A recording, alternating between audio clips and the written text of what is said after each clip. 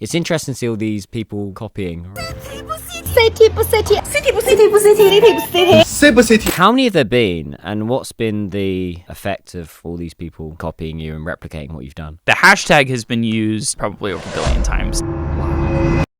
Paul Mike, aka Bao Xiong, content creator and influencer, commanding an audience of over 1.5 million fans across 7 different platforms. Comedian, host, and entrepreneur. What is city bu city? It was supposed to be a phrase that just described what it felt like to be in a city, or describe the abstract feeling of the energy you can get from a city vibe. You clearly found a formula with China. How do you win as a foreigner in China? And how do you win as a Chinese in China right now? I think you just have to be open to opportunities. How do you usually work with brands? There's different ways you can work with the brand. You can do guahao, which is you are promoting a product that you get a cut of the amount that you sell. Don't do that one and then CPM, which is where you get paid per the number of views of a video. And then there's 一口价, which is basically they pay you the full amount for the video based off of the amount of time it's going to take, the amount of work, etc. Have you built $1 million brand here? $1 million brand? Paul, aka Bao Xiong, blowing up right now, mate. Or blown up, I should say, all over Chinese social media. I haven't put on that much weight. Yeah. As one of the top foreigner KOL influencers right now, right? You've created a movement. You've created a phrase. Can I say it? Yes, yeah. No, there are no trademarks. It's up for grabs. In my best British accent, which is city bu city. So, what is city bu city? Mm-hmm. So initially, city bu city, I mean, the whole initial thing was it was supposed to be a phrase that just described what it felt like to be in a city, or to kind of describe the abstract feeling of the energy you can get from a city vibe. So it's been, people have listed it as being like yangqi, which is like foreign flavored. People have said that it's like about modernization. That's one of the words I use, or like liveliness, or stimulating. All those things kind of are very much things that I think are sort of city. But then when it became a repeating sort of phrase and sort of a joke that happened over and over again, I don't know if I would say that it was the meaning was always 100% clear. It was more about using it as like a tool to just play around with more than anything else. It was like a pattern that was already existed. So like it became having different meanings, and people would argue, oh, this is city. How is that city? That doesn't make sense. Blah, blah, blah, blah, blah. So I think it's always evolving in some ways. You described it as a way of life. I think my sister described it as a way of life. Maybe I did as well, but yeah, I guess you could say that as well. If you're like always giving really lively energy and excitement, and kind of like willing to go for a thrill and like find something that really like inspires you. I think that's like a very city way of living, I think. And now a quick word from our sponsor. It's me. Alongside hosting this podcast, I run a few businesses focused on driving business growth, both digitally and offline in China. First, I'm an influencer with over 300,000 fans in China and in the West, helping companies and organizations boost brand awareness through engaging short-form content. Second, I partner with a digital marketing agency in China to help companies in any industry set up, create content, manage inquiries, and grow their social media presence on the Chinese platforms, such as Chinese websites, Wechat, Red, Douyin, and more. If you're looking to expand in China, reach out today. Now, back to the podcast. So you've essentially created a catchphrase, which is something cool or not cool. Yeah, more or less. Which I think is genius. You can describe it as Chinglish in a way, right? It's kind of English combined with Chinese. Yeah, there's code switching. Right. Yeah, right. And essentially, and do correct me if I'm wrong, essentially what you do is you walk around the city or walk different places in China. You promote not only yourself, but you promote the area, the people, products, and then you talk about how cool it is to live that kind of lifestyle. Yeah, I guess that is sort of what's happened.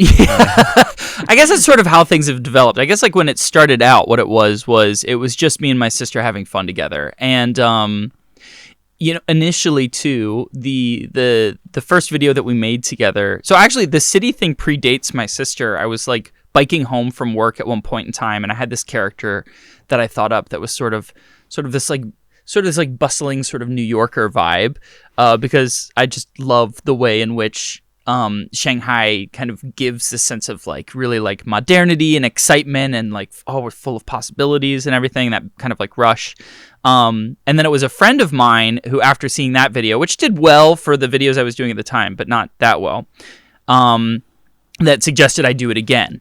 And my sister was coming into town the next day. I was like, okay, I was going to do some videos with her anyway. So at that point in time, what we were doing together, there was like, we had like a couple of ads that reached out to us, but it was really about us just trying to have fun together and trying to figure out what sort of situation could we put ourselves in that's going to kind of heighten the joke that we have already or challenge that idea. It was very much like a comedic perspective.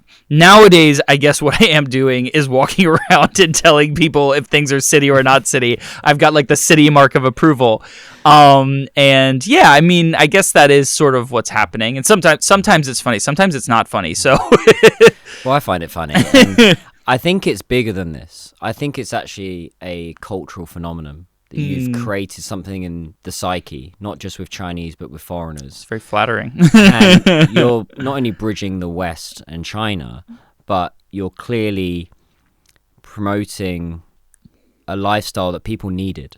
Right, people needed to get out and live their lives, right? Be a part of this metropolitan city, or even out in the countryside. I know you go out and into the countryside in China and do videos as well. So I think it's bigger. It's breaking cultural barriers in a good way, and also bridging the gaps between the West and China. Yeah, I think what I definitely am very much, you know, whether it's a cultural phenomenon, I think that's hard to gauge. And I think that, I think that there's something about it that has really resonated with people, which is exciting. I think that my goal as an individual has always been to create a bridge between the West and China, because I think that one of the things that we tend to rely on for our information is kind of these things that are much more focused on like an aggregate scale as opposed to an individual one. And I've always found that my experiences with China were always very incongruous with the stories that you would hear people say back home, because the ways in which they're getting their information is very different from an actual one-on-one experience there. So I think with how important China is to the global world and how many people live here and how many people's perspectives here are going to change the way that the world moves moving forward, it is really important that we embrace a more even perspective on where culture comes from, where our shared history comes from, where things are going to be going. And so, yeah, like it is cool that I've sort of become a symbol of that in some way, because it has been a goal of mine in learning Chinese initially and everything else. But in some ways, I'm also like, is this really the way? is this stupid little phrase the real way in which this was going to manifest? Because it really is. It's a very dumb little thing, and yeah. So I think it's a paradox. It's like I'm sometimes amused by it all, and sometimes I can't believe like the scope is as big as it is. I have the same thing with the how does one sound more British? Oh, so yeah, I can't really escape that, and I think that's just your trademark now, and it's interesting to see all these people copying, right? I'm a culprit of that. I did a video on this. I did do a city bu city. I did do one of those. How many have there been, and what's been the effect of all these people essentially copying you and replicating what you've done? Yeah, I mean, I don't know the exact numbers. I think like if I had to like make some like guesses, I'd say probably somewhere like under 100 sort of articles or reports or video features or interviews, or somewhere around there. And then maybe like somewhere between, it could be up to 10,000 people that have copied the video or copied the like phrase in some way or another.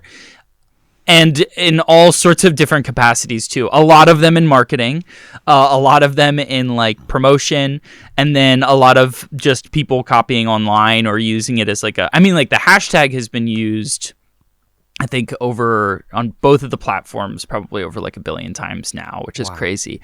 But you know, I've contributed probably like 1,000 of those my own, so that's you know, it's hard to say how much that counts, but yeah. So I think when it comes to like the impact that leaves or the thoughts that gives me, you know, I just I think my dad put it in a really good way. He was sort of like, you've shared a lot of joy with people, and that's something that obviously as an entertainer, somebody that has been doing entertainment for a long time before this, that's the dream, is to be able to like pass on an emotional gift to other people. And so that's, I mean, the impact that it leaves, it just still blows my mind sometimes. The number of people that have, the number of people that also, for something so silly as this, are like super excited to see me or meet me or be like, oh my God, I love your videos. It's like, you know, I'm not Shakespeare, you know, I'm not like a musician or anything like that. But, you know, I'm like super, super excited to have left that impact as well. So, well, on a mass scale, but even on an individual level, there's someone right now that's probably going through a rough day, flicking through content, they come across your stuff and it brings a smile to their face. Yeah. So that is the real impact that I always think about with content, is that person that is going through that rough time and just needs a little endorphin hit of content just to have that. So have you built $1 million brand here? $1 million brand? Are we talking renminbi, USD, pounds? Because those are very different numbers. All three, but certainly on a personal level, your personal brand is $1 million, right? Maybe. I don't know. I've never really thought of it that way, honestly. I guess it's possible. I don't know. I haven't really panned out that far to think about it that way, and maybe that's also a failure of my business acumen in some ways. I think I'm still very much like, when it comes to the sort of battle between the business side and the art side of things, I think it's definitely still more very firmly planted on the artistic side. So I'd be focused less on the whether I have $1 million brand versus how much of my brand is city versus Bao Bao Xiong, you know? Sure. How did it come to you? Did it fall out the sky? A bit like what Noel Gallagher from Oasis says. Sometimes songs, they just fall out of the heavens. Yeah, there was like the flower petals came into they blew into the shape of city in the sky. Yeah. So I the things I typically reference are the word city walk. City walk is something that has been trending for a while on social media. People used to post. There was like a period of time where city walks were like all the rage. You'd post your like walking tour of whatever city you were in and the different spots you go to and the places you take pictures and everything. And then I think also being influenced by, I do like some training and some consulting here. A lot of business spaces will do code switching between Chinese and English, where they'll throw an English word into a lot of what they're saying. And so the character that I kind of came up with that I was having some fun with on social media before my sister came into town and became a real big thing was somebody that was sort of this like bustling, energetic New York sort of vibe of a person who just walked around and just loved the rush that they got from being in one of the biggest human populations, you know, like one of these big axes of culture in the modern world, you know? And so the first video I made, I was biking and I was I was like shaking my hair a lot and the wind was blowing through. And I said, oh, it's so city, how city, how, you know. But that video didn't really get a ton of traction. I did another one on the Bunt by myself. Well, they got traction for the amount of followers I had at the time and the amount of, you know, views I would get on videos. And then I had a friend that invited me to do another one of those. I didn't do the city thing again for a couple of weeks, and I had a friend that invited me to do a video with him. He's an influencer as well. His name is Chong Chong. And him and his mom do videos together. And he was like, I want you to do a video with my mom, and I want you to do the House City thing you did before. I was like, okay, that's fun. And he suggested, he was like, I think this really, it's got like a real ring to it. I think you should do it again. It could become like your slogan or something. I said, okay, that's not a bad idea. I'm going to be with my sister tomorrow. And so we did it on the Bunt, and then that was the first video that like really blew up. And then the next one that we did, we were traveling to Beijing, so we did the next one on the Great Wall, and then that one went even bigger. So, do you think that one conversation changed everything, or do you think you still would have gone ahead with it? I think that conversation did change. I don't think I would have done a House City video specifically if he had not mentioned it to me. So I would like credit him for, I think I would have done that character with my sister. I don't know if I would have said House City specifically. Because there's moments in life, isn't there, where you either go one way or the other. Yeah. Was it a moment where particularly when the idea first came to you? Was it quickly write it down, or was it just kind of nonchalantly? I was literally on my bike. Right. Biking, and I picked up my phone and I started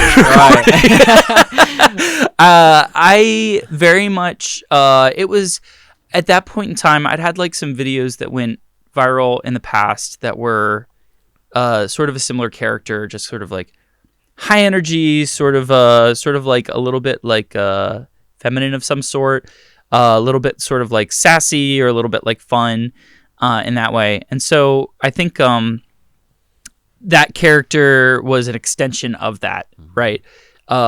Sort of this sort of diva-esque sort of character fit into like what I was doing before. So I think when the idea struck me as I was feeling that, it was definitely like, I think this will resonate well. I think this matches the audience that I have already and sort of the fun. I've been like on TikTok prior to that for like 3 years or so, and so I had like a relatively good idea of how sort of stuff emerges and stuff that's like really funny there. I mean, I don't know if it was like a burst of lightning creativity or whatever. I don't know if it was I didn't feel like there was a moment in which I was like, this is the thing now, until it became the thing. Well, it sounds like there was 3 years of hustle as well. You creating content, and before you got to that point, which is what a lot of people don't understand. It's like you've got to put in the time to produce. I mean, I didn't really I'm still not big on social media, but when things started to make sense was probably about a year or two in. That's when I'd been doing content consistently. But it does sound like it was almost like a 1-2 minute epiphany. Yeah, this is something here, and then quickly write it down. A bit like what songwriters they say that usually the best songs are written in 5 minutes, and it was a similar situation. I would say it's definitely a culmination of a lot of different types of work. I've put a lot of time into learning comedy and be making myself into a better comedian for years and years and years.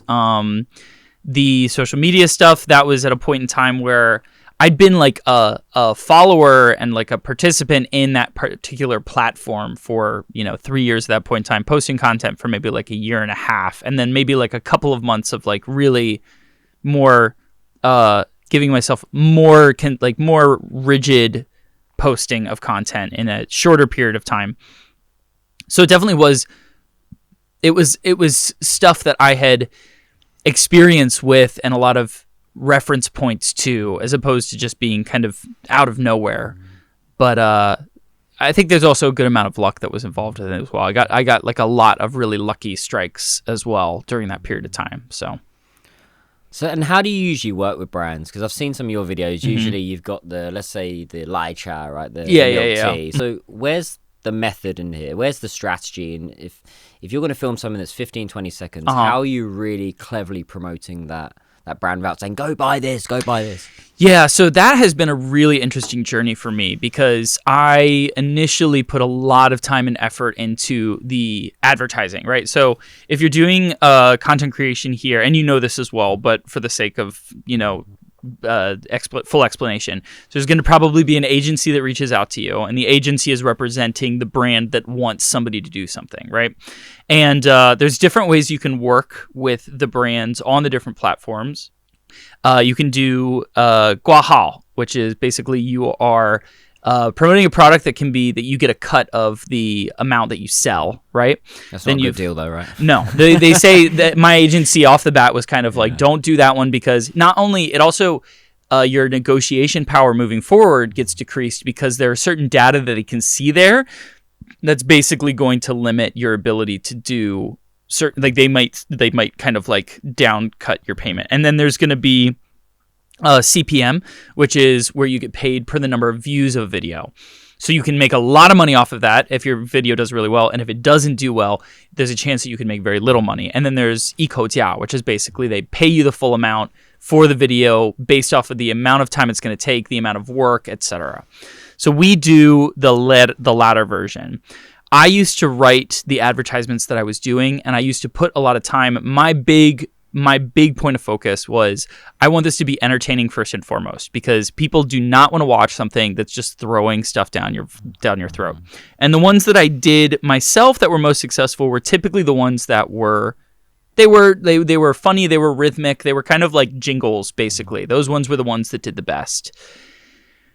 After that, and to be fair, the other thing too is the type of products, the ones that I've been pretty successful were things that like matched lifestyle more or less, like as opposed to like tech oriented.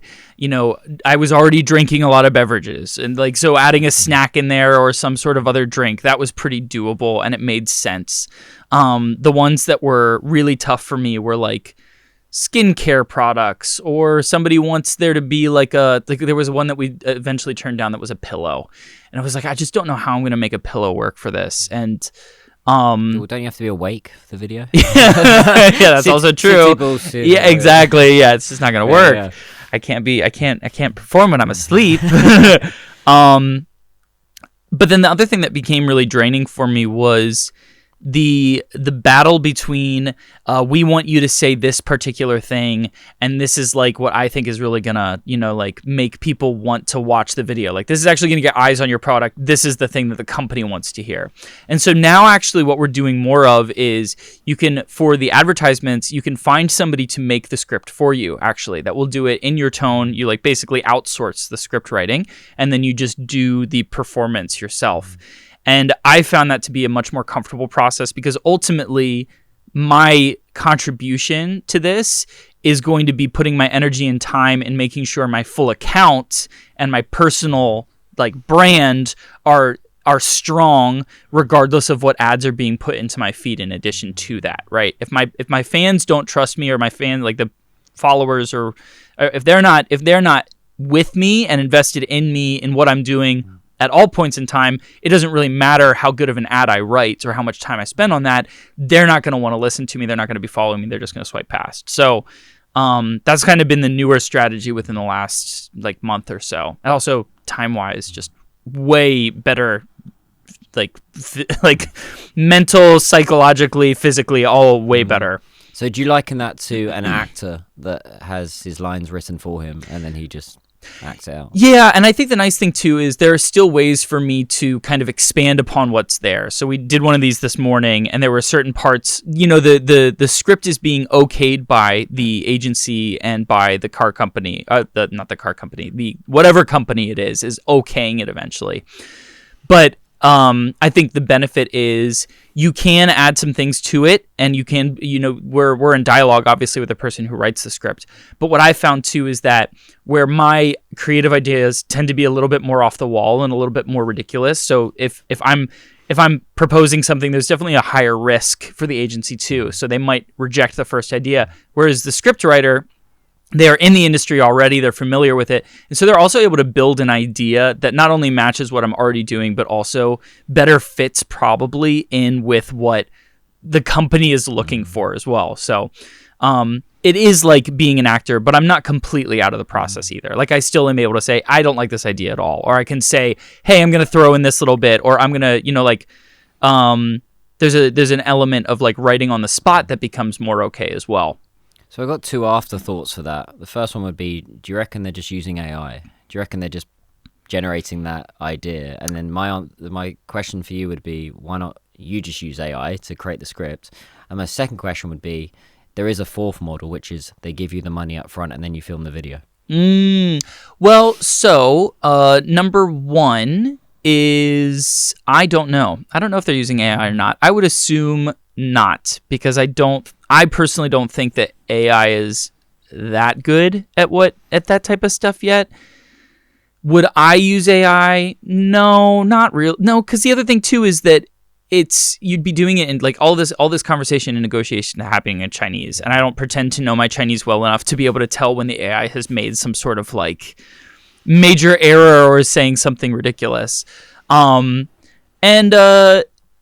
You know, I think that there's also, when it comes to like because there's usually a lot of back and forth as well. And so if I were to write it with AI and then submit it, and they came back with questions or edits or something, it means that I'm still dealing with the responsibility and the time management and the administrative hassle of dealing with that back and forth, trying to understand on both ends what is like on the robot end and also on the client end, like trying to interpret what's coming out of both of those. And my Chinese is very working. It's like, you know, I'm able to do a lot in Chinese, but everything is like an extra step harder than it would be in English still. So I think that it's just not the best use of my time.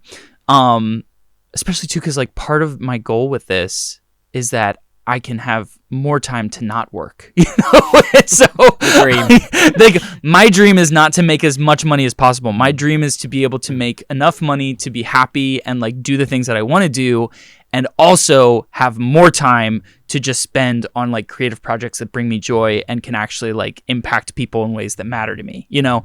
And so I'm always looking for opportunities to free that up so I can make better content, better art in general across the board. Paying money up front and then saying you get whatever I give you, my agency does not do that. I also don't think that any of the clients would be okay with that, honestly.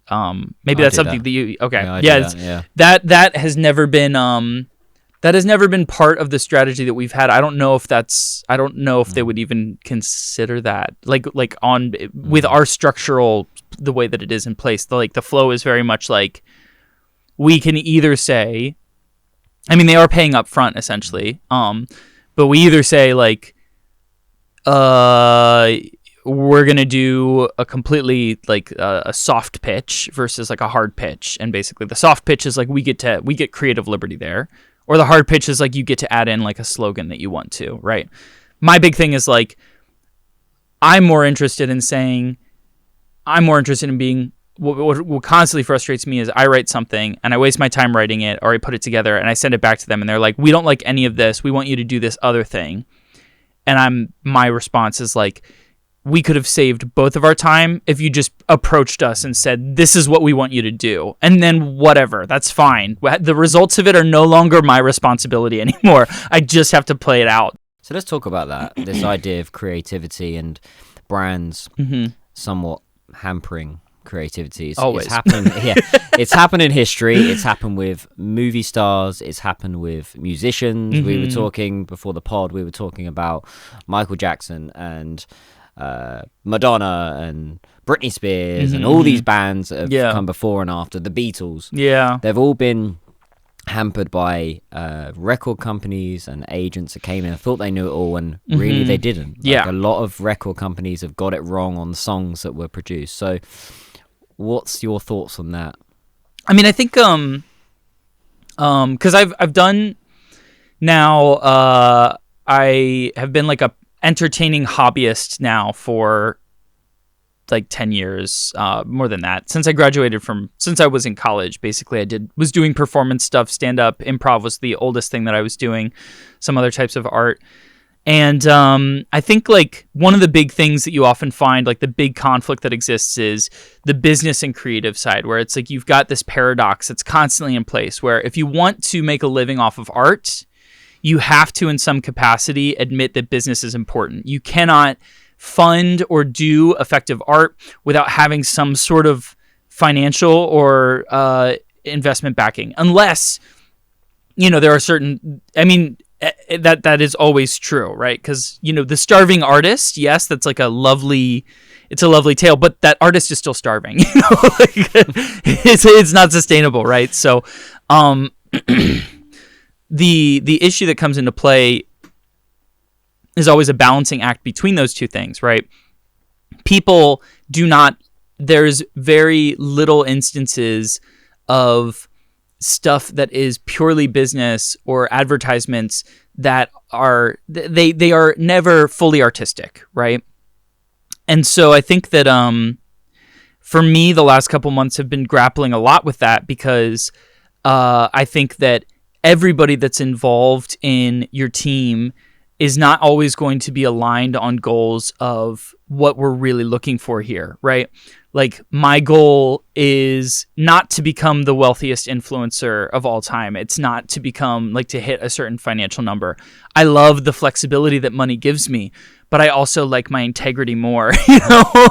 And I think that I would be much more satisfied with creating something that I was really proud of that made a little bit of money than creating something that I'm not proud of, or something that's like made me say something that I don't really believe, that is going to also make me a lot of money. So trying to find a balance between those two things has been really tough over the last couple months and has given me a lot of complexes. I think that one of the strategies that seems to be the case with influencers that I've heard from a lot of other people that do this type of work is that if you blow up, like if you have something like what I had, then you kind of are in a position where you want to just grab all the opportunities you have. And then you're able to, once the trend dies out, you've got time again. People are enjoying what you're doing potentially, but they're not 100% focused on you. And you can spend more time being creative again, and you've got like the financial resources, because you really don't know when it's going to happen again, especially if this is like what you're doing full time. Or if at all, right? Yeah, exactly. If it ever happens, true. To use a Michael Jackson analogy, you know, he never replicated Thriller, right? He could never get that. He was always chasing it, but he could never get it. And that's why I've always been really impressed with Taylor Swift. I think the fact that she's very creative, but she's clearly a great businesswoman and wants control over her own creativity, right? Which I think is so key nowadays. And it's something that I've found as well. Anytime I've worked with a brand and we just used my ideas, not to sound like a dictator, but when we actually used my brain and my ideas, it always worked. Always. And as soon as the brand started writing the script, or I don't mind if a brand comes to me and says, look, do you mind mentioning this or putting this line in there? That's fine. But once they start telling me what to say, that's when it's just not, the audience can pick up on it as well. They can tell that this is not authentic now. This is not in your voice. The authenticity is like a really big issue. And if you don't believe what you're selling, or you're not interested in delivering the product, or even the concept that's surrounding the product, people tune out really fast. They can feel it. So the big question is, does this still have legs? I don't. So I'll say there's two kind of ways that I would put this. One, I have this amazing gift where now I have this like recognizable thing that's I have something that is fully attached to me that will never that will always be attached to me, right? Legacy. Yes, yeah, a legacy. Yeah, I guess you could say legacy. It's not going to be something that I'll probably be. I don't assume people will recognize me for it. Well, they might. I mean, I don't know. You know, I don't know how long people will recognize me for this thing, if it will be eclipsed by something else in the future, or if it just completely erases. But in the short term, in the coming years, people know me as the City bu City guy, and that is great because it puts my foot in the door in so many different ways. But if you're looking at when I'm going online, and if I'm posting a City bu City video the way that I used to, is it going to get the traffic that it did? Are people going to react to it in a way that's supportive? No, not really. It does not have that same level of traction that it used to. And that's normal. It's okay. And honestly, as much as I appreciate what it was and how much fun it was and how amazing it is, I have no problem stepping back from it and doing other things because I'm a little tired of saying city. Well, I think you've rinsed it as well. You've really made the most of it. You've traveled. You've had a bit of you time as well, right? You have actually had a bit of a break, which I think is key. But you've really made the most of it. I try to tell myself that. I'm also always not 100% sure. And because there's no that I know of, no blueprint or handbook for how to deal with something like this. It's not something that I was prepared for. I think that even the company that I was working with, they have a lot of experience in social media, but I don't think that they were quite aware or experienced on how to deal with something that worked that way at that speed. So I don't think that I could have done it any other way. I'll say that. I don't think that there was much more visibility that I could have done that I have some hindsight ideas that I don't think I would have put into practice at that point in time. Well, I don't think there is a playbook for this, right? No. When you're in that moment, then you just have to go for it. But one question I did have was trademarking, right? I don't think you can technically trademark this phrase. It's technically like a poem or something. But if you were to create a song out of this, which you have done, what are your thoughts on that? I think trademark. I'm not a lawyer. I'm also. I know everybody thinks I am. Well, I think about Gene Simmons from Kiss, right? He trademarks and copyrights everything. Oh, really? Right? He's a really clever guy when it comes to that kind of stuff. I guess it's a strategy that probably has some merit to it, but that it's not one that I'm willing to spend the time and energy on. I don't know if it's necessarily. I just think when this all started, like if you went back to when this all happened, if I had clamped down and said everybody that says this now owes me this much money, and I don't think that's exactly how trademarking works, but if I had done something like that right off the bat, it would not be nearly the phenomenon that it is now, right? And I think that in some ways, like, there's no way that somebody could prove that this wasn't my thing, because it's very evident that it came from me, right? And that's something very lucky, because not necessarily everybody that has had something like this happen can lay full claim to it, right? But I guess that gives me a sense of security in that the idea of like being able to share that and let other people take joy and enjoy that thing is something that I think is part of the beauty of it, So trademarking seems like the antithesis of that. What's the next evolution? I don't want to do city anymore. Oh no! I love it. I'm kidding. I will do city. I want to do a video of you after this. No, I love city. I'm happy to do more city stuff. I think the big thing is like I like acting. I like comedy. I like sketch writing. I want to be seen as somebody that is a creator that's creating content that makes people happy, but also really speaks to people in some ways, or is able to kind of hit at some tensions or some like frustrations that a lot of people deal with regularly. Stuff that like that really makes you laugh as well. I guess I want to be doing more well-rounded stuff that like represents what I can do, as opposed to just one little facet of what I have to offer. So what we're doing now, I mean, what our plan currently is we're, we still take advertisements, obviously, but we are taking less deliberately, or not sort of fostering that, so that there's an opportunity for me to sort of rest and reinvent some stuff, because there needs to be new, I kind of need for my longevity to be able to be seen as somebody that does more than just this one thing, right? And so right now, focusing on doing a lot more of just a content creation that focuses on kind of that cultural bridge element of like comparing the what it's like being what China is and what China is in its modernity as well, and how international China is becoming.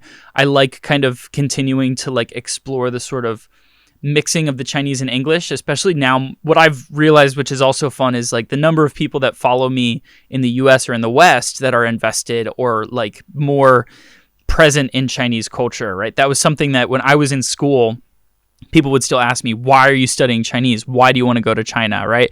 That doesn't really seem to be a question on the table anymore, which means that there's more of a space for somebody that's doing the specific niche that I have, right? And so I kind of want to like push the sides of that cave out a little more and wiggle around a bit more in that space, and carve out something that is that I think will continue to be relevant moving forward, not just for Chinese audiences that are already worldly, but for Western audiences that are trying to get a better grasp on what China looks like in the modern age. Right. We need more cultural content creator ambassadors. I think that's what we need. I think that's clearly what you're doing. And it's a really great point that you need to create content that has never been seen before, is going to create a positive impact, but also is fun. and entertaining Yeah. and informative, and you got to have fun. Yeah, and then for the me audience as will well, have not fun, just yeah. the audience. Yeah, you got to have fun as well. It doesn't work if you're not having fun. Yeah. Yeah, I mean, the Beatles, John Lennon used to say this. He said he didn't want to be 60 years old singing "She Loves You," Yeah. He wanted to produce something that has never been heard on the airwaves, and I think that's a similar model to have. Yeah, I don't hate City at all. There are times in which, in the moment, I'll be like, God, I'm so tired of saying this, or I really hate that somebody's like wants me to say it in this particular way. But at the same time, it's like I think this is the thing with social media now is like before, like somebody like somebody that's like actual famous, like these like the Beatles or Madonna or whatever. Or Jake Miller. No, Jake Miller. Yeah, Jake Miller.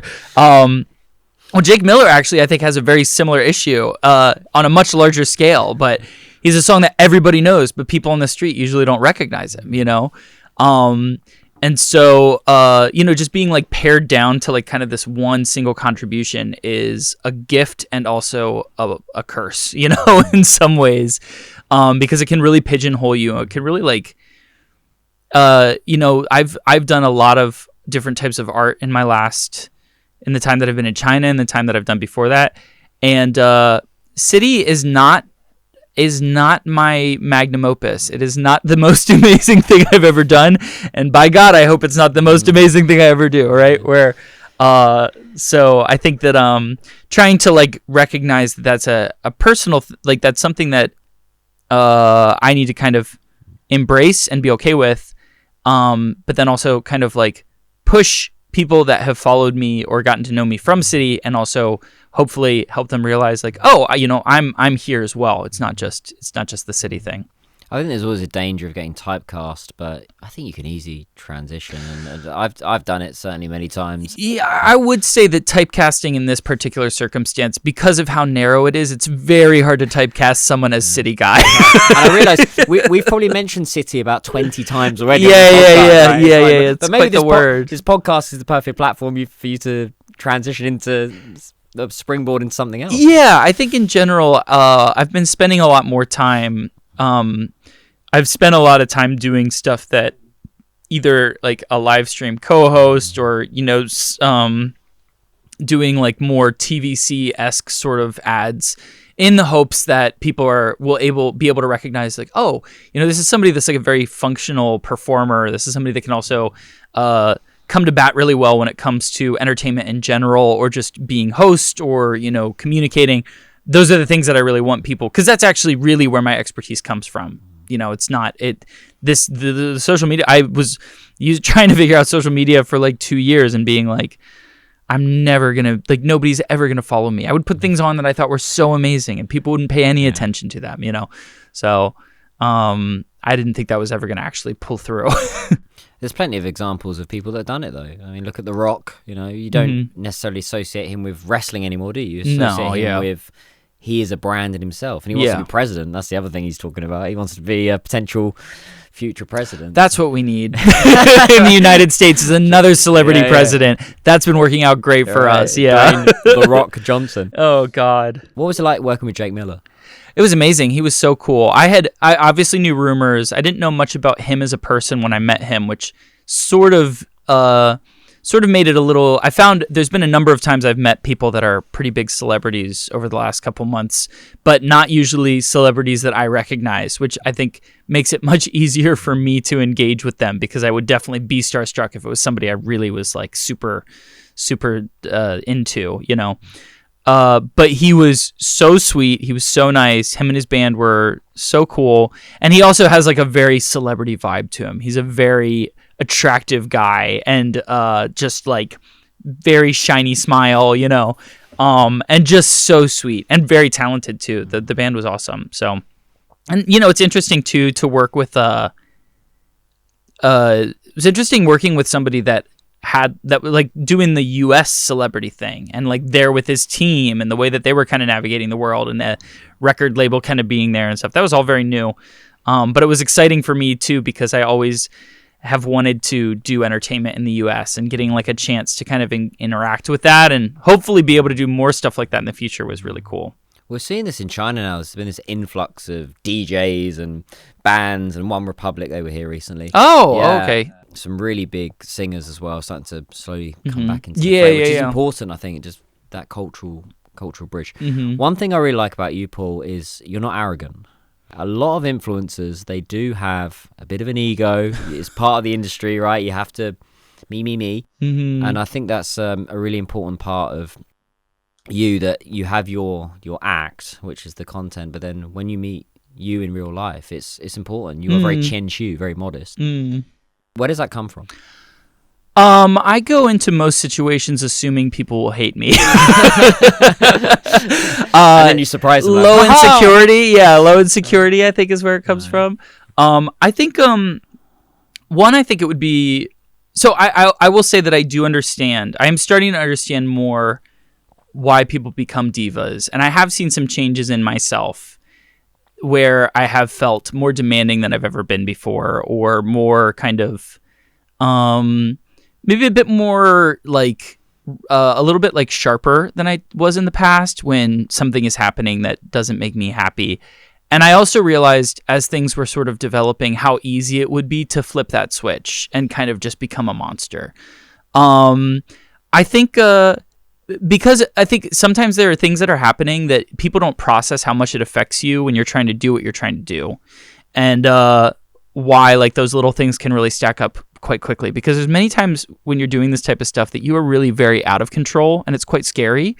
And then but I think for me as well, it was like I just in general have always been very afraid. Like I'm very much approval oriented. Like I'm a very social person, but then I also have always really wanted people to like me, you know, and for better or for worse. And I think that's why comedy has always resonated with me, because if you can make somebody laugh, you can make them like you, basically, is the way that my young mind thinks and my adult mind still thinks.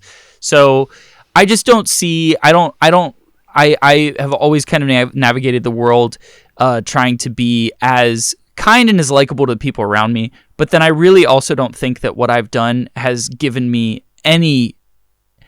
there's nothing about City that makes me have any right to look down on anybody else. I cannot think of any world in which what I have done gives me any sort of like, in Chinese they call it 夹子, like you're like to stand on a frame, right? There's like nothing about what I've done that gives me a right to get on a pedestal. Like I think of it as so lowbrow and so silly. Maybe if I'd written an amazing book, or I'd had a song that always made people cry or something like that, or I'd written an amazing play, or was like an amazing actor on if I won an Oscar or something, then I could maybe turn around and actually look down on people. Not for City. So I have a philosophical question for you. Are you City? Sometimes I'm very Boo City. I wouldn't say I'm always City. You're By City no Boo means. City, Yeah, I'm both. Yeah. I'm the full package. What's your background? Where are you from? I grew up in Pennsylvania on the East Coast in the U.S.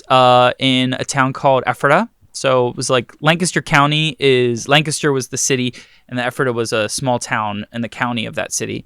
And then we were about like an hour from Philadelphia. So, yeah. And how did that ground you for then coming to China? It was about as far away from China as you could get is what it was in my mind. And so I think that that sort of, I was somebody that really wanted different experiences. I wanted to learn something. I wanted to get out, I guess, in some ways.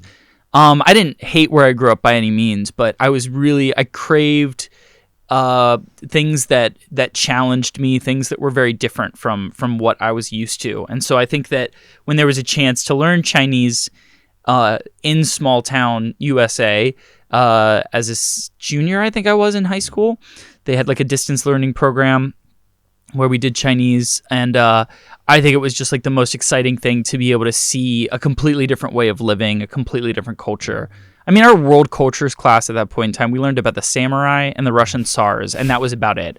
You know, we did not get a good perspective on what was going on outside of the United States. And so I guess it like really whet my palate, you could say, for travel, for adventure, for something that was different than where I was from.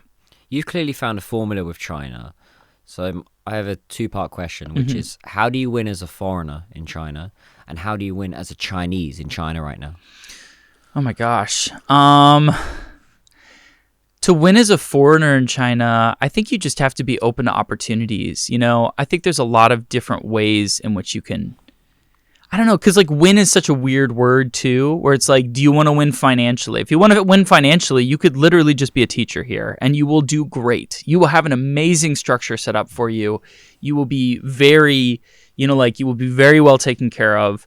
If you want to win, like for me, it's always been like I have wanted to win in the sense that like I wanted to be using my Chinese and doing stuff that I loved. I really did not want to go into the education system and just kind of like churn through. I mean, there's really good education systems here, and then there's some that are they're very much just businesses, and those ones make me uncomfortable. And so I think that like I feel social media in some ways was a big win for me, and it does present a lot of opportunities for foreigners here, but you really have to invest the time into getting to know what you're getting into, because as we talked about before, just allowing an MCN to kind of like dictate or try to groom you into a social media superstar is probably not going to happen. It's probably not going to be successful.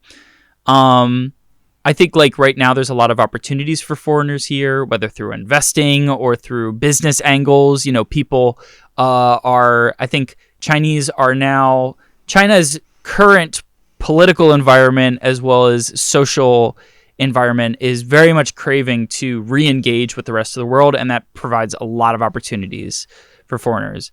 For Chinese people, I think the big thing I think to win here, you have to kind of stop caring as much about money in some ways, because I think that you can really get trapped into some really toxic business cycles if you're just looking to develop professionally in China. I think that